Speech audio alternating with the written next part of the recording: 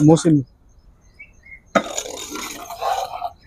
काल जो पाऊस आलेला आहे आणि पावसाने रौद्र रूपाचं जो रूपांतर केलेलं होतं पाण्याने, त्याच मध्ये आपण इकडे जी जिल्हा परिषदेची शाळा आहे, काही मिनिटापूर्वी आपण त्या बाजूला होतो, तिकडे अक्षरशः कारे तरंगत होती काल. मात्र त्याच्याच बाजूला असलेली ही जिल्हा परिषद शाळा, जी की गोपाळपूरमध्ये आहे, नारेगावच्या बाजूलाच, नारेगावमध्येच ही शाळा आहे, जिचं नाव जिल्हा परिषद प्राथमिक शाळा गोपाळपूर आहे. आपण बघू शकता माझ्या पाठीमागे या शाळेत जे आहे तर ते पूर्ण पाणी साचलेलं होतं. पाण्यामुळे गाळ झालेला आहे आणि पूर्ण गाळ काढण्याचे काम सुरू आहे. काल स्वातंत्र्य दिन सुद्धा होतं, इकडे मुले सुद्धा उपस्थित होती. मात्र योगायोगाने पाणी येण्यापूर्वीच ते इकडनं निघून त्यांच्या घरी गेलेली होती.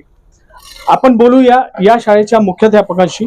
सर, काय सांगणार आपण, काल जी परिस्थिती होती त्याबद्दल काय बोलणार, आणि सध्या आपले उद्या जी शाळा सुरू होणार आहे सोमवारच्या दिवशी, त्याला घेऊन आपले काय प्रयत्न सुरू आहेत? काल सायंकाळी 6च्या अगोदर पाऊस चौका पळशी या परिसरामध्ये जास्त प्रमाणात पडला. त्याच्यामुळे या इथले शाळेलगत जी नदी आहे त्या नदीचा फ्लो वाढल्यामुळे तरी आपण इथं जवळजवळ काही अर्ध कंपाऊंड आपल्या शाळेत झालेलं आहे. तरी त्या कंपाऊंडच्या वरून किंवा खालून जवळजवळ 5 फूट या ठिकाणी पाणी वगैरे आलं. आपण सध्या जिकडे उभे आहोत तिकडे सुद्धा पाणी होतं का? इथं पण पाणी आलं. म्हणजे हे जो डीप आहे, जो ग्राउंड आहे, हे सगळं पूर्ण पाणी साचलेलं होतं, तळ्यासारखं झालेलं. आणि सर्वात मेन म्हणजे काल स्वातंत्र्य दिन होतं, झेंडावंदन झालं. आता झेंडा उतरवण्यासाठी कोण आहे? संध्याकाळी काय परिस्थिती होती? झेंडा उतरवण्यासाठी आपल्या शाळेतील शिपाई कडोबा बर्डे यांची मी नियुक्ती केली होती आणि ते दिवसभर या शाळेमध्ये थांबलेले होते. तर इथे वरांड्यामध्ये ते असताना अचानक त्यांना पाण्याचा फ्लो वगैरे दिसल्यानंतर ते घाबरल्यानंतर त्यावेळेस मला वाटतं 6 वाजलेले होते. नंतर आपण झेंडा वगैरे उतरून घेतला आणि हळूच अलगत ते कंपाऊंडच्या बाहेर पडले. आणि इथं परिसर पाहिलं तर अगदी भीतीदायक होतं, कारण अजून पाणी जवळजवळ तिकडे पूर्ण भरलेलं होतं. इकडे जवळ पुलाचं काम वगैरे, पुलामध्ये इकडे बरंच पाणी वगैरे ते साचलेलं होतं. आणि उलट इथं काल सुट्टीचा दिवस असल्यामुळे विद्यार्थी शाळेमध्ये नव्हते आणि त्याच्यामुळे इथे कुठल्याही प्रकारची जीवितहानी झाली नाही, नाहीतर तो धोका आपल्याला इथे शाळेमध्ये निर्माण झाला. सोमवारच्या दिवशी विद्यार्थी परत शाळेमध्ये रुजू होणार आहे. त्यांना घेऊन काय खबरदारी, काय तयारी आहे? कारण की आपण बघू शकता की इकडे प्रचंड प्रमाणात गाळ साचलेला आहे आणि भिंती सुद्धा एका प्रमाणात ओल्या झालेल्या आहेत पूर्ण पाण्यामुळे. आपण काय परिस्थितीचा आढावा घेताय सध्या? मी सकाळी शाळेत आल्यानंतर या ठिकाणी जवळजवळ परिसरामध्ये शालेय परिसरात गाळ वगैरे साचलेला होता. मी अगदी आमच्या गट शिक्षणाधिकारी चेतन कांबळे साहेबांना फोन केला. त्याच्यानंतर त्यांना इथली सगळी परिस्थिती वगैरे समजून सांगितली आणि या केंद्राचे केंद्रप्रमुख बेदरे सर ते देखील इथं त्यांनी शाळेला इथं व्हिजिट केली. अच्छा, केंद्रप्रमुख सुद्धा इथं आले होते. पतकोंडे मॅडम आमच्या शिक्षण विस्तार अधिकारी जे आहेत त्यांनी मला फोन केला.